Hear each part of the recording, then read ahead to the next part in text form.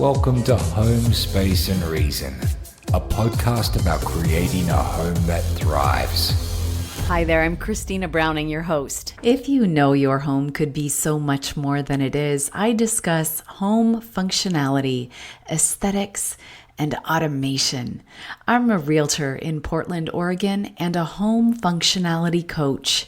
I geek out on every subject imaginable regarding your home and yard, challenging you to think of your space differently to get the most out of every square foot. I pose questions for you to think through about your space and your reason. This podcast is all positive, offering you virtual fist bumps and celebrating every win. Remember, there's no such thing as perfect, but you can still aim for your best every day. Join me on social media by searching for the handle Space and Reason. Immerse yourself in deeper thinking about your home with cues from me. In this episode, let's discuss organization with Christen Fackler of I Organize Everything. She's a neurodivergent professional organizer and online content creator. She provides organizing tips for both your home and your mind that are practical, relatable, and fun. You'll be able to connect with her using the link in the show notes. If you're on YouTube or TikTok, I highly recommend visiting her there.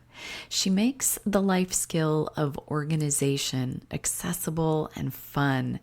Becoming an online influencer has given her a platform to share her knowledge, skills, and creativity. Let's start by just telling me about Christen as a youngster. What were you like? Oh boy, aloof and very independent. I was in my own world all the time. I was an entrepreneur dreaming of creating businesses and creating clubs and inviting friends over and earning money. And I would always be just in my room, lost in a world, organizing, lining things up. In the middle of the night, I'd be up late rearranging furniture. It was just this thing that always just made me feel really good. And my mom would wake me up the next morning in like first grade, kindergarten even, and my room would be completely rearranged. And as I got older, just going to my friends' houses and, we'd be looking for toys and I would say, this is not efficient. We need to find your toys. Let's get you organized. And it just continued to carry over into everything I did, no matter what it was, whether it was a job or just hanging out with people, just trying to bring order to the world. Did you ever have anyone externally say, did you know that this is a unique skill? Young 9-year-old sweet girl, did you know that this whole thing that you're doing, that could be a job in and of itself? Did anyone ever tell you that that could be a job? That is exactly how I figured out that I have a gift to be able to see through a messy room or to sort things quickly. I didn't know. You only know what's normal to you. And as I became a teenager and started getting jobs and house sitting, babysitting, those people would say, wow, you cleaned up the kids' toys so well. Or the boss would say, I can't believe the supplies you organized. Can you do that again? I'll pay you extra. And then every job that I would have, all different jobs through my 20s, it was always the common denominator of each job. And then it started to just stand out.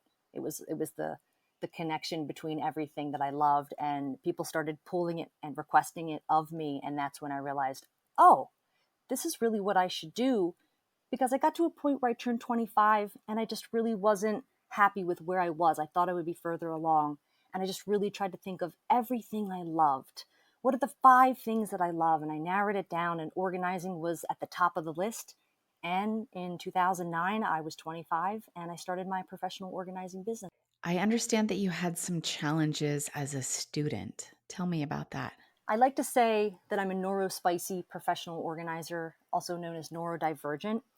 And that's an umbrella term for people that see and process the world in a different way. That can also include people on the spectrum, the autism spectrum, or ADHD. And when you start to understand your brain and how it processes different than other people, you learn how to find success in the day-to-day basic tasks. And as a student, staying focused, I would always be the last one to finish a test or just be staring at all the things, people walking by. So just knowing that I had to adapt. And I didn't know this at the time until I look back and I got a little bit older and I started to realize, oh, I'm not doing the same things. I'm having to adapt in order to find success, constantly losing things. Yes, I was organized, that I could create order, but I was always late. I misplaced things often.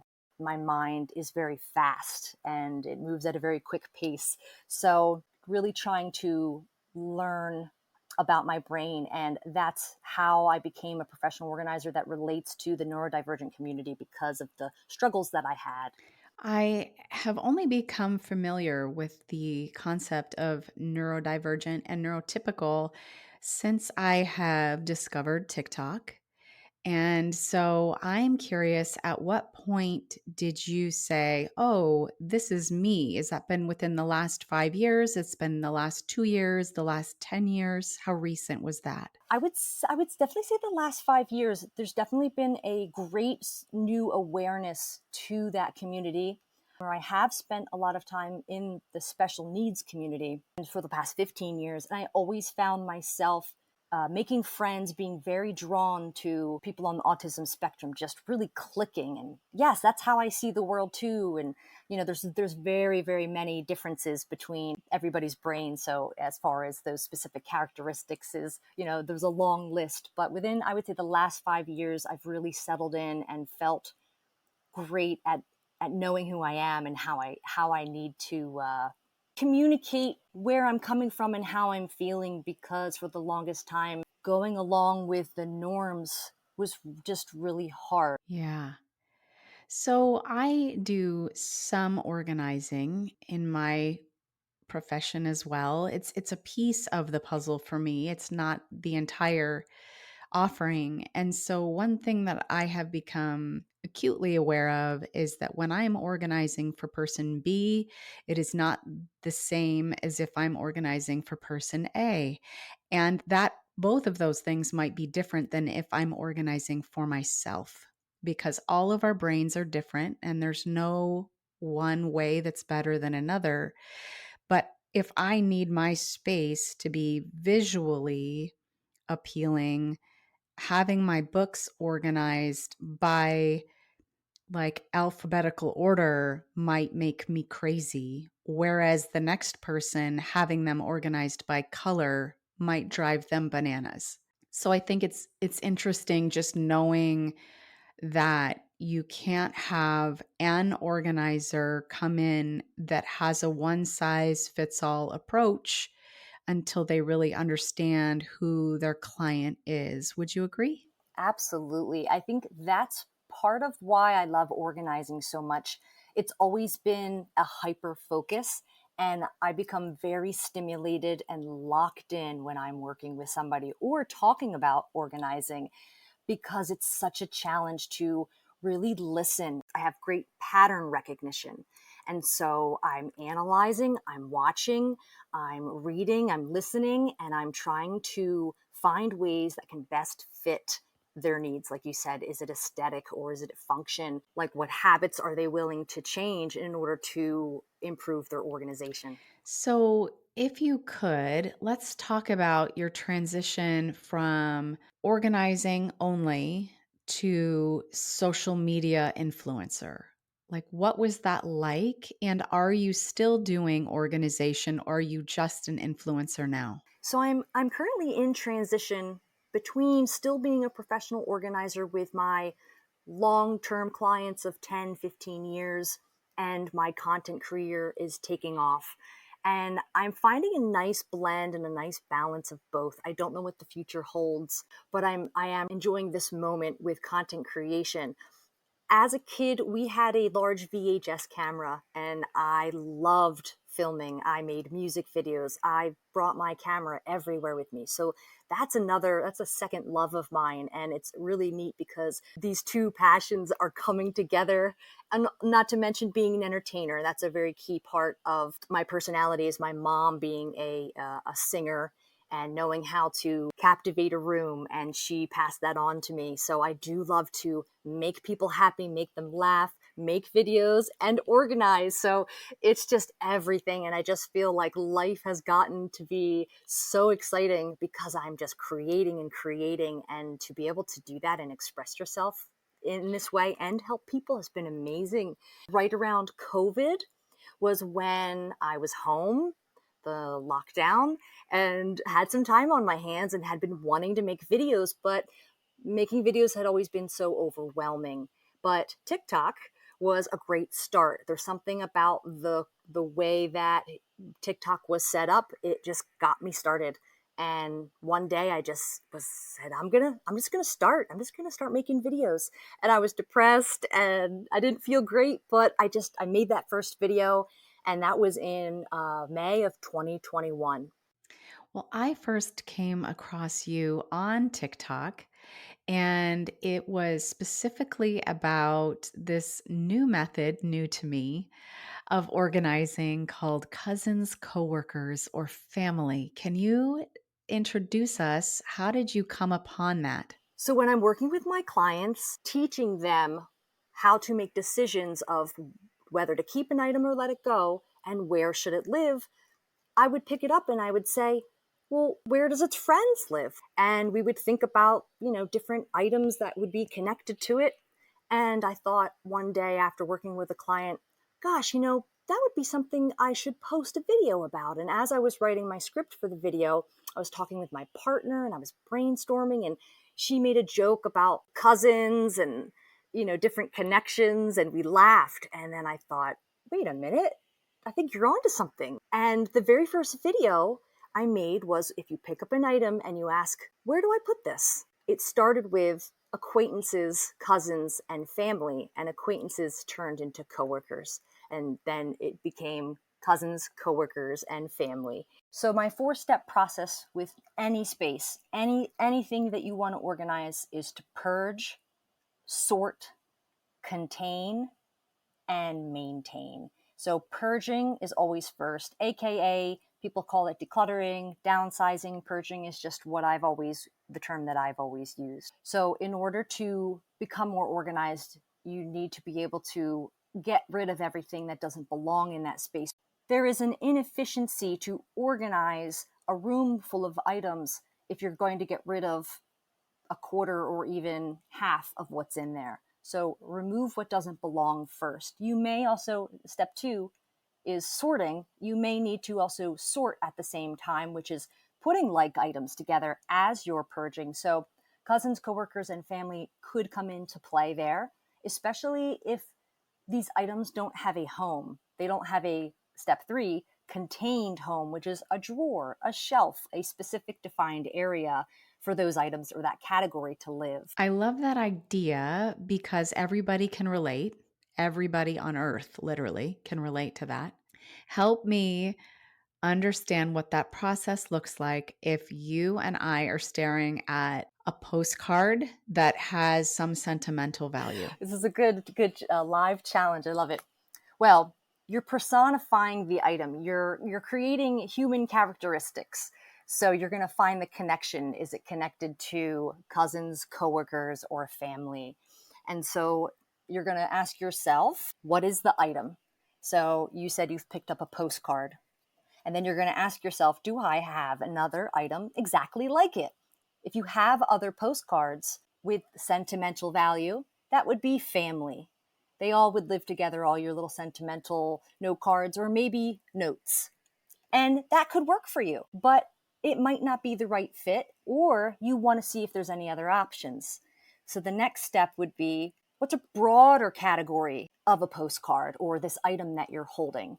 So a broader category would be, in my brain, and it's different for everybody. There is a lot of flexibility here. You said sentimental items. So maybe the broader category then is, it's a sentimental item. Do you have any other sentimental items? So perhaps they could go into a display box with other sentimental items and it could then become art. Exactly. And so that would be a cousin. It's similar, but not exactly the same. And if it's an item that has a specific purpose or a function, a cousin is just a one-off because the family is your immediate family and a cousin is an offshoot. So it's almost similar. And like you said, it could be in a scrapbook with your sentimental items. And some people just have a box of memorabilia and sentimental things. So those would be the cousins. Now, getting into coworkers is the last thing. And that is if something has something it works with or where it goes to work. And I don't know if a postcard would have a coworker. So if it were blank, you would put it with your stamps and your envelopes and your pens, maybe, because it could be outbound and your stationery. Yes, because a coworker is not only what it works with, it's where it goes to work, aka where you would use the item. And cousins, coworkers, and family cover 99.9% of where you could possibly put an item in your home. I love it. So, what is the family of this item? And therefore, does it go with in the same drawer or in the same room as the other things in this family? So, if we're using scissors, for example, what would be something that you would call family for scissors? Other scissors? Yes, generally, an item that is exactly the same when you ask yourself, what is this item? I think it's a fantastic way to think about it because I think no matter who you are, you can say, well, I feel like this should be. This is where perception and the flexibility can come into play. This method is not rigid because it's based on what you have in your home and how you process information. And communicating with the people in your household to talk it through. You know, what makes more sense to you, and if you're using the same terminology, you can get on the same page, but then also start to understand, you know what, oh, my partner or my children, they prefer coworkers over cousins. Tell me about your most popular, if you know, your most popular post. Yes, it's absolutely cousins, coworkers, and family. Trademark pending. Have been my absolute top videos, millions of views. And most of the time, I think it's the question that's very relatable and very engaging because I start each episode with, where do I put this? Or I don't know where to put this, because we've all been there. And I still to this day have new things coming in that I'm thinking, gosh, you know what? I don't know where to put this. And sometimes having some help and some guidance is really nice to have. I love that because also, if you don't have a container or a place for it to live, you wouldn't know what size to buy if you don't know the sheer volume of it. How many of these do I have and how much space does that take up in order to say, okay, I need a bin that's 12 by 9? Absolutely. Exactly. Right. Once you've sorted your category, then you get a visual. Okay, there's look at this large pile. Is it going to fit? And what kind of container do we need? And sometimes, you know, after round one of purging, when you see how big that pile is, you might say, wow, that's a really big category. It might be round two of purging before we make it fit into this drawer or this bin. Everybody loves a personal story. We can all identify when we hear stories about one another. And I feel like there's such a lack of personal connection these days.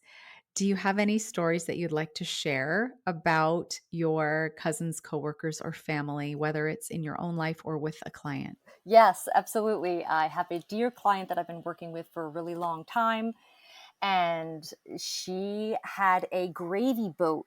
It was floating around the kitchen and the pantry for quite a while.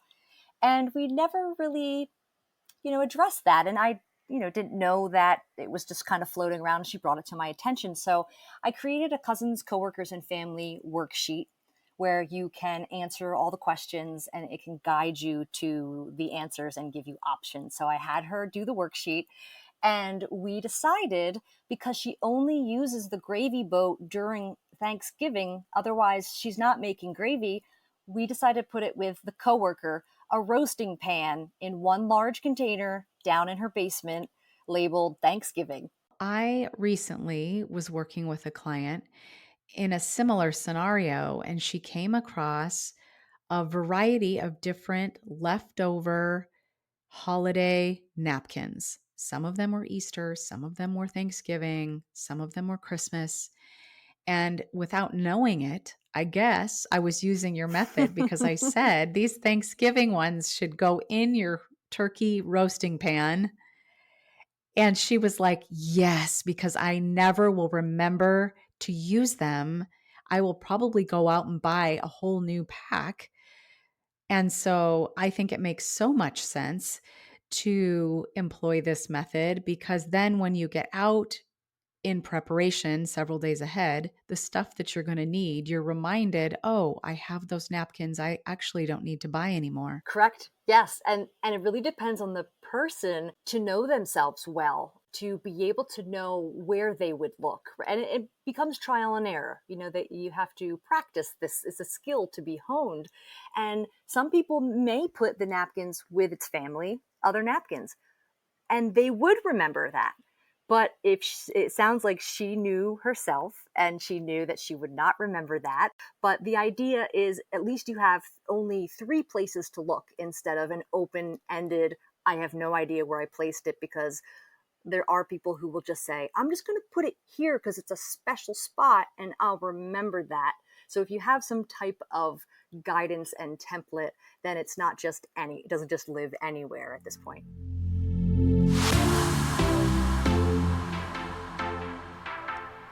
And now for some questions to ask yourself about your space and your reason. If you have an item in your hand, these are Christen's questions. Number 1, does this item have a family? Family is an item that is exactly the same when you ask yourself, what is this? So if it's a pile of change, it goes in your purse or in a piggy bank because it goes with other things that are exactly the same. A vase goes with other vases, or maybe mason jars if you use those for flowers. Family is an item that is exactly the same. Question number 2. Does this item have any cousins? Cousins are other items in your home that are similar to this item, but not exactly the same. They may share the same function, like scissors to knives or tape to glue. Cousins are other things in your home that are similar to this item, but not exactly the same. And lastly, number 3, does this item have any coworkers? Coworkers are any other items that this item would work together with. Coworkers can also be where this item goes to work, like the area that you would use it in. So a pad of Post-it notes might go in your office and or go with a notepad and pens. So that's the coworkers concept. Coworkers are any other items that this item would work together with or where this item goes to work at. If you'd rather have a visual, you can turn to Christen's flowchart that's for sale on her Gumroad website, listened in the show notes. It's for visual people, and that would be me. It shows a diagram of the ways to rid yourself of that item that you decide you don't want to keep. And it also shows you, if you do want to keep it, well then what are the questions important for you to ask to decide where it makes the most sense for your brain in your house and for your unique family. So it helps you decide where to put it. Find that link in the show notes. If you haven't yet listened to episode 5 of this podcast, it has a fond place in my heart because it's all about tackling the space that doesn't get used in our home. I pose questions to really think through each of your spaces and evaluate if they're being used to their best and highest potential. If you haven't listened yet, or if it's been a while, check back in on episode 5, linked in the show notes. Sometimes our lives shift and we're experiencing a different season with kids that have left the house, or maybe you had a baby or twins. Perhaps now you have parents living with you. This is a great time to reevaluate your space with episode 5. I also love episode 8B, and it's a special video edition all about creating a family album in an easy and approachable way without getting overwhelmed. You know, those sports photos that accumulate over the years, or a Christmas card you might like to keep? Maybe measurements of your kid's height. All of it can be kept in a beautiful family album on your bookshelf. I've included a link to episode 8B for you in the show notes. I would love to be able to connect people with you, and of course, we will provide links in the show notes. But I understand that you have a YouTube channel and are you like everywhere? I am on all 4 social media platforms. I'm on TikTok, Instagram, Facebook, and YouTube. At the handle either I Organize or I Organize Everything, but my website is iorganizeeverything.com, and there's a links page that has all of my links where you can find me. I'm about an hour north of Philadelphia and just a little over an hour west of New York City. I am a bit maxed out at the moment, but I am always open to talking with a possible new client. The possibility of large projects is very enticing. I love to completely turn a garage or an attic around, or even a multiple rooms in a home. So right now my availability is limited, but I will travel about up to an hour for the most part. I am open to traveling further if I have the time and the space to do so. I was working on a living room conversion recently with my client, and I created a time-lapse video of the styling of the built-in shelves that we put in. I'm including it in my weekly newsletter video called Little Bits of Home Functionality. It comes just once a week and is intentionally short. It's a place I can share videos with you and bits of inspiration I find out in the world on home tours or with my clients. Subscribe to Little Bits of Home Functionality using the link in the show notes. If you'd like to work with me because either you have no idea why you don't like your home or a particular room, or you know what's wrong but you don't know what to do about it, that is what a home functionality coach does. Together, we will have a look at your space through 6 lenses. If you've got an internet connection, I can do a home functionality consult no matter where you live. When you buy a home with a realtor who is also a home functionality coach, you get the added value of an expert to think through how the space can be used to its best and highest potential, specific to the needs, passions, and values of your family. I can also list a home and stage it to make sense out of odd spaces so you get the most out of your investment. If you know someone in the market to buy or sell, the finest compliment I could receive is the confidence of your referral. If you're enjoying this episode, don't forget to subscribe. New episodes are automatically queued for you, so it's one less thing you need to go search for, reducing your mental load. Thanks so much for sitting in on this conversation about creating a home that thrives. I'll meet you back here for the next episode.